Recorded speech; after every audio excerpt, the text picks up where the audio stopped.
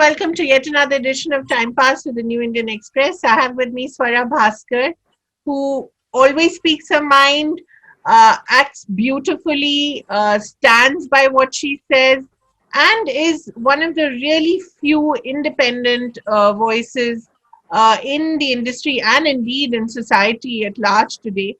And I admire her for it, and I admire her choices in cinema and the way she's worked on her craft as well. I think a lot of times politics tends to gain precedence over her work, which is a little sad sometimes because her work is so extraordinary. I think she was just brilliant in Anarkali of Ara. It's one of the finest films I've seen. And she's been so good in so many others. She's in a new web series called Flesh, where she plays a big, tough cop. Very physical role and very demanding role, I think. And it was quite enjoyable, Swara. This is for Eros now. So welcome to Time Pass and thank you so much for joining us. And how has it been headlining Flesh? Thank you so much for having me, and it's always a pleasure to chat with you. So I'm so happy we could finally do this. Flesh was it was really hard. So let's just start with that right there. It was really hard, but it was really exciting and it was really fun because I think that for me, of course, it was the first time I'm not just playing a cop, but it's also the first time I'm doing any kind of sort of action. Action In that sort of action sense of the word. And I think it's interesting because if you look at the kind of body of work that our male heroes have, all of them have a cop role. It's a milestone in your career. But there are actresses whose whole careers have gone by and they've never played a female cop. It just somehow never happened. So I feel quite happy and blessed actually that I was able to sort of tread into territory that is traditionally so typically male space. And of course, with the opening up of the OTT platform, we get a lot of opportunities now to play unusual characters that we perhaps didn't earlier, would not have been able to. Flesh is a very, very interesting, very real and very unblinking look at the world of nepotism. This is what, do you see what's happening? This is such a moment. You should record it and play it back. This is real life taking over. This is the effect of listening to all these awful TV debates constantly and having to answer the same damn question again and again. I think that Flesh is a really unblinking look at human trafficking and that world, and it's a world that we don't actually often see on screen. I mean, I know that we've had Mardani and Love Sonia, but that's really the only a very in-depth, devoted films that I can think of on the subject of trafficking. And not, of course, we've seen prostitution and those kind of themes. I think what's interesting about Flesh is that because it's a series format and you have that time, it kind of allows you to delve into aspects that are more than just the cop chasing the bad guy. So you actually look at that world and you actually look at the nitty gritty of how it operates. I mean, you may have seen the trailer, and it's in that it's the, there's actually a shot where we've looked at how do these girls go to the bathroom. That's actually, there's a scene of them wearing the diaper. So it's that level of actually closeness that we have gone to this world. And so for me, that was interesting. I loved the script when I read it. And of course, it was a challenge to be playing a cop. And I wanted to kind of be able to see if I could pull that off at all.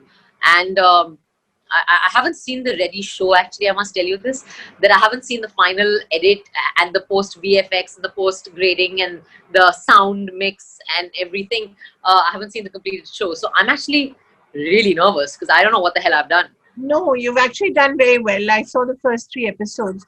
There's a scene in it, Swara, where you're lifting your shirt and you just touch your bruise. You've just got hit in the stomach by not a nice guy. And you lift your shirt and you touch your bruise and you can almost feel the pain, where you're just touching it lightly, and you can feel the pain just transmitting itself on the screen. So it's quite as you said, unblinking, because it's many layers of trafficking as well. It's Yeah. not just prostitution, but it's also all kinds of human trafficking. And when you start thinking about it, I wonder, the research has been quite extraordinary. Yeah, I think, Talk a little about the process by which this series came about. I mean, I honestly must admit that I was not privy to the writing of the show because as actors, you actually come on, uh, well, the last, Right.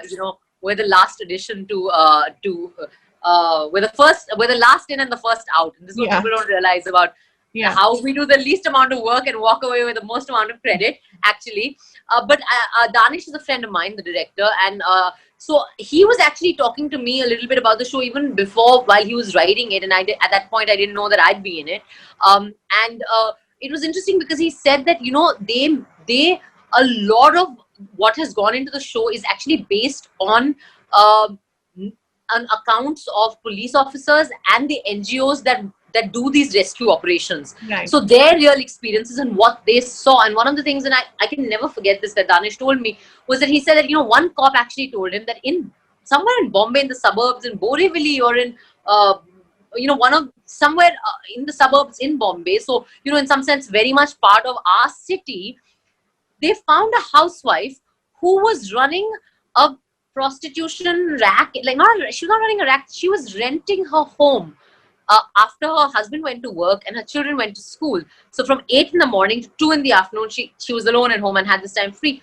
She was renting her house for people, for these pimps or people to bring these little girls in, young underage girls in, and this is what was happening in her home, which from after 2 o'clock was Boggles the the mind. home of her children.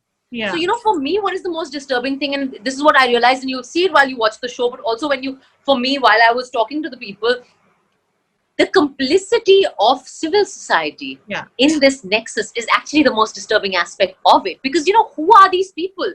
Actually, that they're not aliens who are coming and trafficking children. They are people from within our communities. They might be living in our buildings for all you know, or, I mean, one doesn't know. But I'm saying that it's actually so damning, the levels of complicity of civil society, that that is what has disturbed me the most while I was part of this show. And of course, then the very obvious thing in it, which is that what level of evil must exist within all of us, that this is what we can do to children. Absolutely. There is all of that we've actually tried to touch upon. For me personally, what I basically did was, when I had to do the show, I began to just speak to as many police officers as I could, who had both men and women, and people who are from the IPS and the state cadres, to also understand that whole world and those hierarchies. And what I found was that all the police officers across, wherever they came from, whatever their rank was, whatever, they all had this very palpable frustration at how easily the system gets manipulated by criminals. And that, they work so hard and risk their lives, and then ek call aayega upar se, or some bribe or some minister, and they have to let the person that they have spent so much effort on catching, or a case that they've been working so hard on, and they have to let it go. And I was very struck by the fact that that's the exact same frustration in everybody. And so I used that to become the emotional motivator for Radha. That she is not just a ballsy badass cop, she's a very frustrated cop. Right. She is, and it's there in the, there is that scene where she's caught the pimp the night before, and the next day he's been gotten bail from High Court. Exactly. And so constantly in the show, you're seeing that her battle is not just with the criminals. Yeah. Her battle is with the system also, and she's constantly got this feeling, and that and I don't personally, of course, espouse a trigger happy notion of justice, or I don't necessarily believe in the idea of on the spot justice. And there's this dialogue which has become quite viral in the show, which is कि मैं मैं चाहती हूँ कि traffickers को नंगा खड़ा करके चौपाटी पे machine gun से उड़ा दूँ. Right. I mean, if you ask me personally, that is not a position I would espouse in my personal capacity ever. But somewhere that sentiment is actually coming from a frustration which is deeper than just an abuse of power. You Right. know, so that was all very interesting for me. This is all stuff that I have never been privy to in any way. You know, I didn't know any of this. Right. So that was very interesting. How did you bring your sociological experience, your experience as a sociologist, 2 years of studying it, to this series? So, I mean, for me, there was really what I normally do, and this is actually a process that I have for myself, which is that I first bring my studies as a literature student Right. to which is my BA in literature, and I always do a very Here's close at read. Miranda. Yeah, reading of the text, and I do a textual analysis, and if you have see any of my scripts are full of notes and sticky, those sticky notes and like flaps where I've written stuff and so on. And then what I begin to do is that once I've done that, I ask some very basic questions. I ask, who is this girl? Whose daughter is she? Right. Are her parents agricultural labor? Are they labor in the city? Is it a rickshaw wala? Is it a pan wala? Is it a sarkari babu? Or is it an IAS officer's daughter?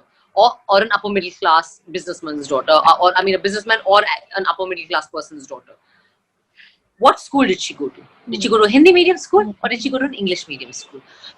And that's the level of basically sociological context that I'm trying to give all my characters, because that will decide this person's gestures, her body language, her awareness levels. For example, and I always say this, the gesture of like rolling your eyes. Yeah. This is a gesture that has come to India from American television. Absolutely. This is not a gesture that is native to India.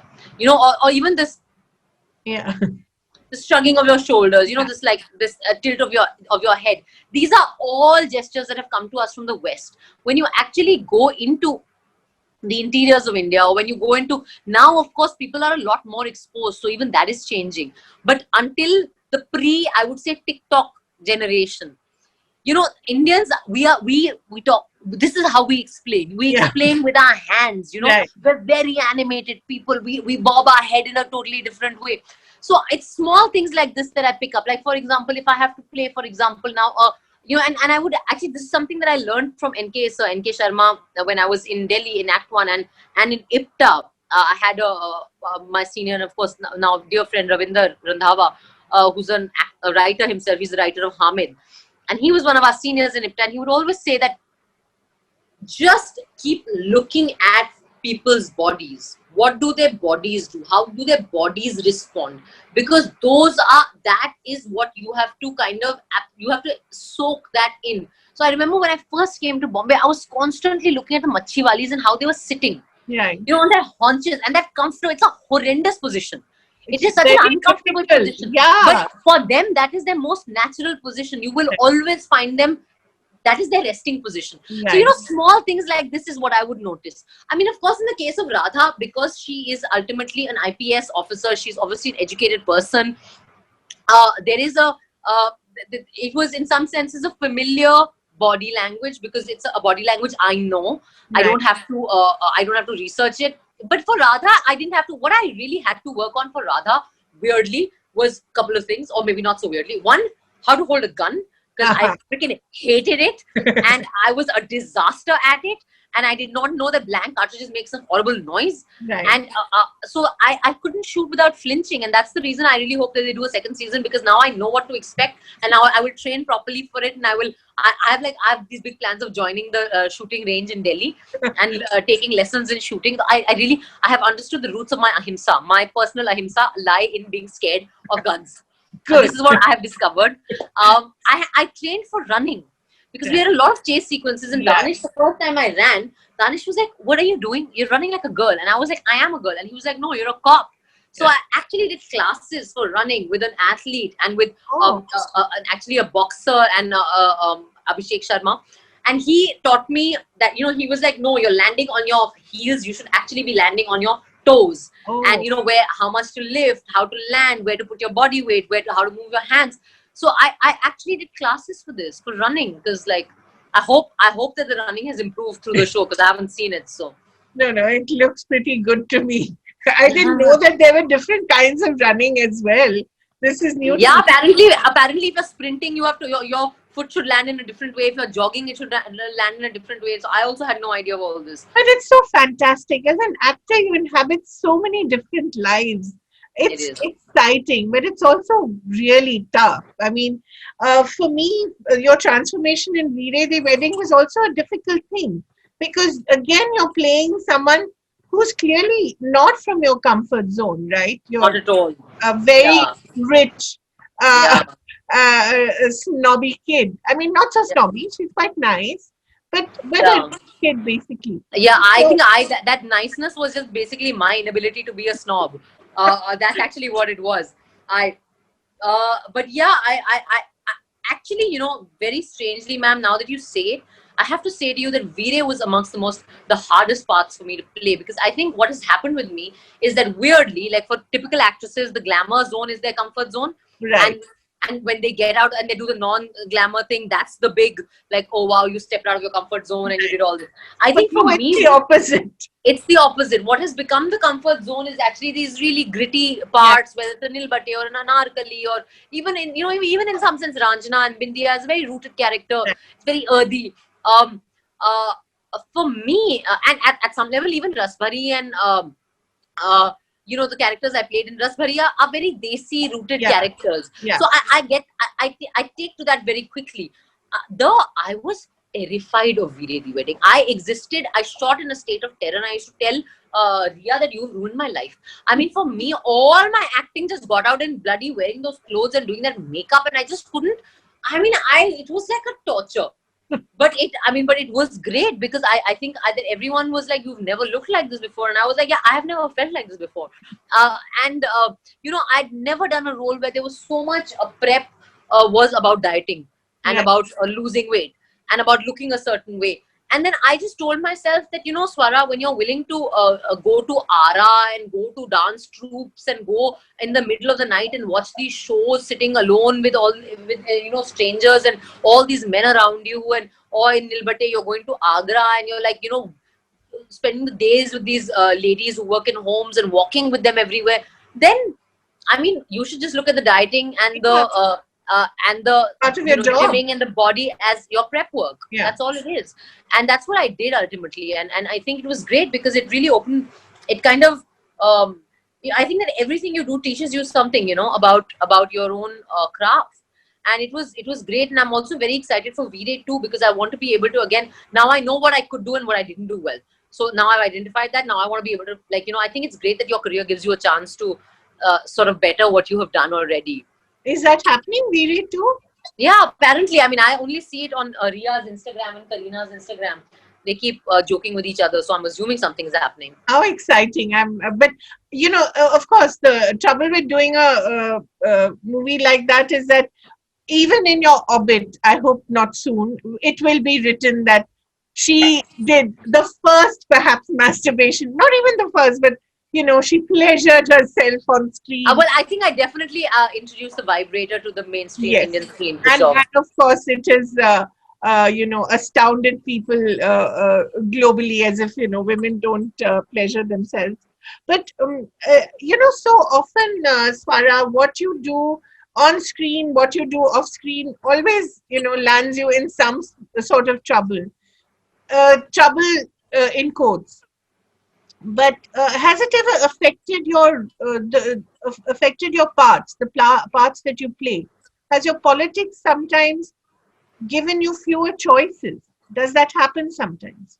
I mean, I think that this is something that I have pretended to myself did not happen. I have tried to tell myself that this is not happening, and I've denied it in public also. But I think that I really have to now admit that it has Right. happened, Yeah. and of course it's happened. And I think that we uh, it's and now it's happened at different levels. So one is, of course, where producers come and tell you that you're trouble, you're getting the reputation of being trouble, you're getting you have a nuisance value, and that's the words that someone used to me, and stuff like that.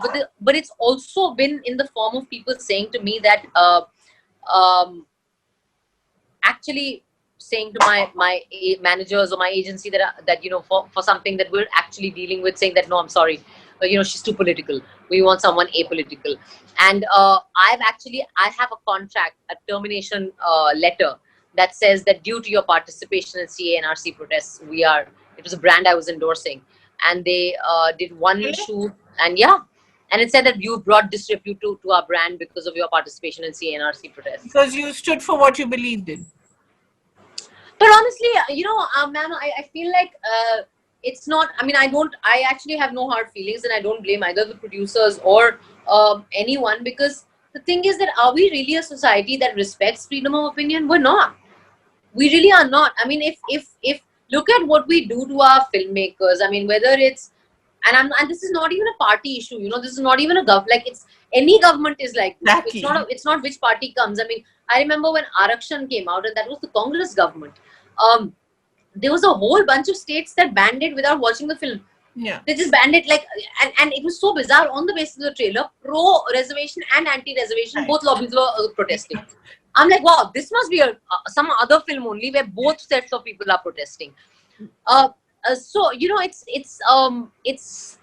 I think that as a country, we give too much importance to hurt sentiments. We give too little importance to our constitutional principles or our rule of law. But Quite also, frankly. Swara, it's not just a question of government censorship. There's also the corporate censorship that we don't talk enough about. Absolutely. Which is actually perhaps more damaging, because here commercial interests can be cited, and you can say, oh, it's bad for business, and after all, filmmaking is a business. So you can't even argue on that.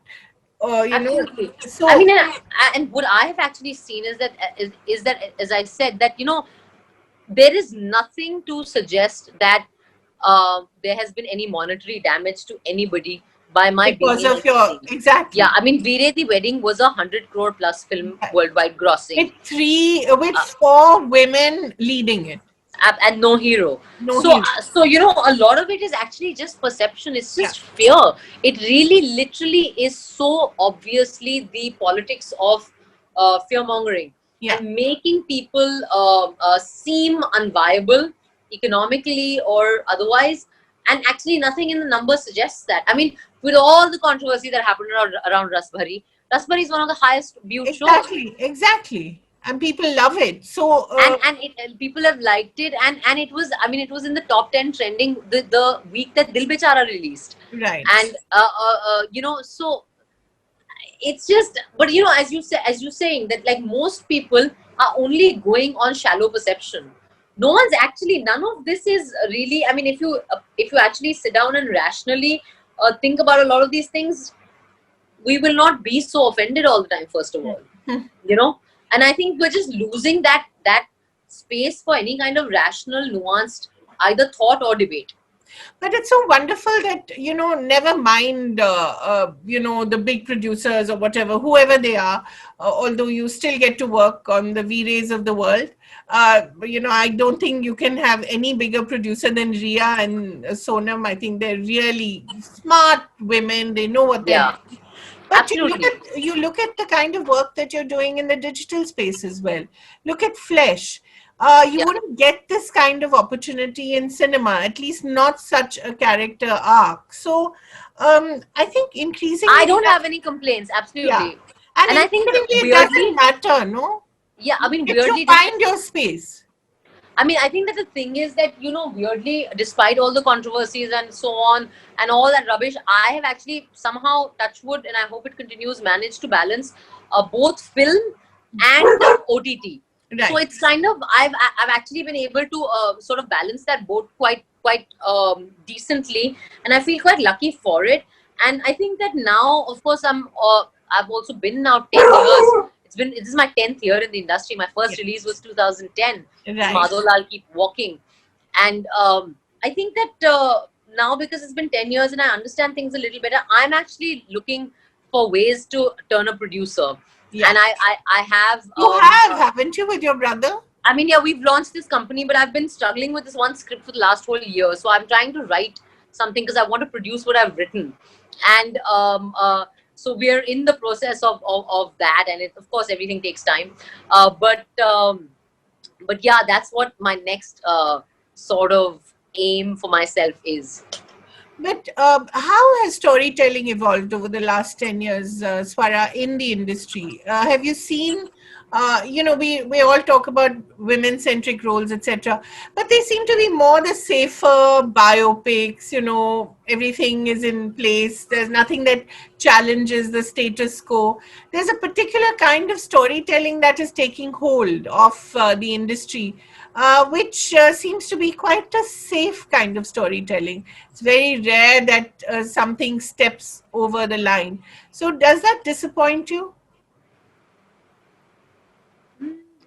I mean, I think that I'm not surprised by that, honestly, ma'am, because as I said, that that we live in such a fractious, polarized, inflammable world.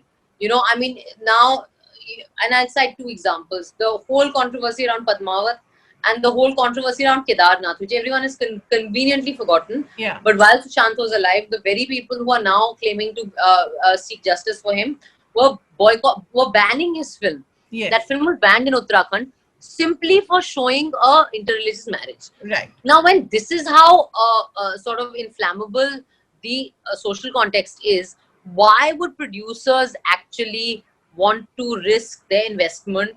Because, as you said, everything, that money logic is such a logic that all other arguments fail before that. Yeah. So, why would a producer want to risk their investment and make it go into a loss knowingly?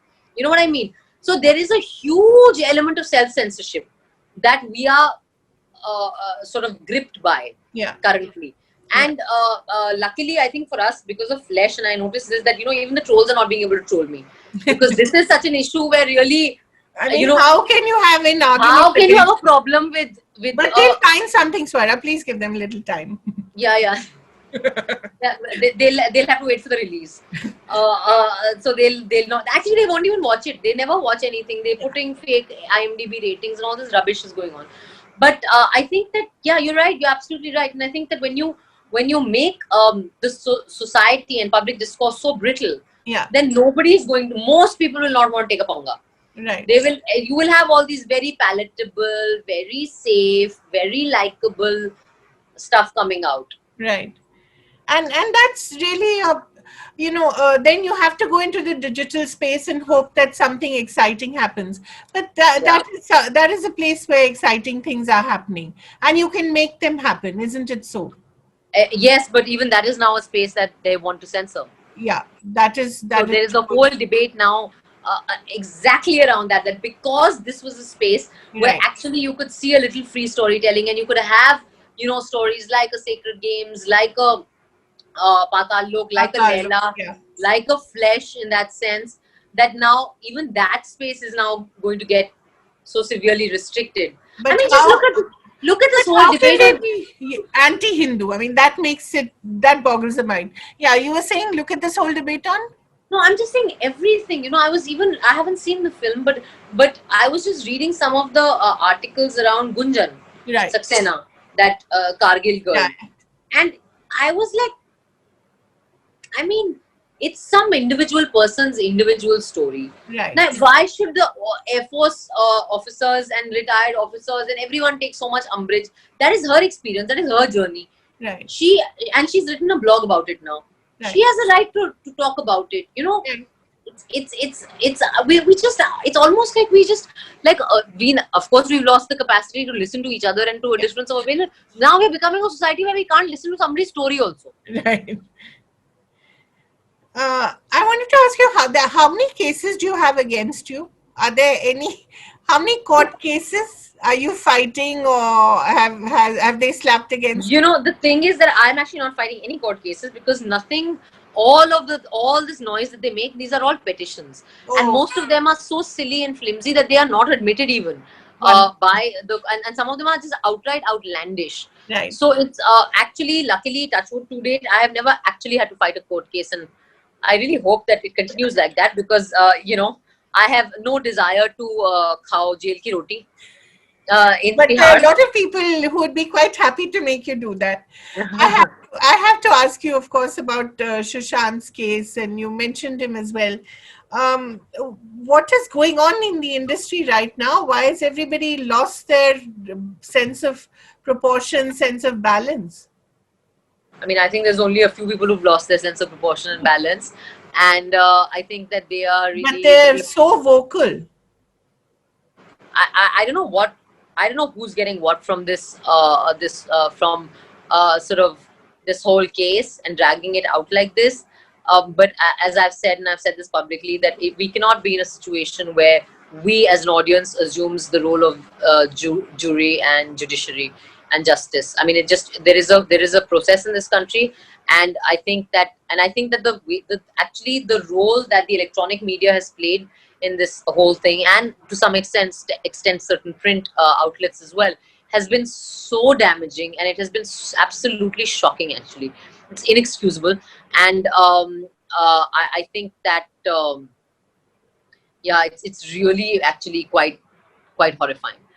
And So, what's your take on this whole blind items, and they can be detrimental to the health of actors? Does that have any impact on the way you're perceived? I mean, look, no, I don't think anybody would defend blind items. All Right. right, they're silly and they're frivolous, and they can be very, very hurtful.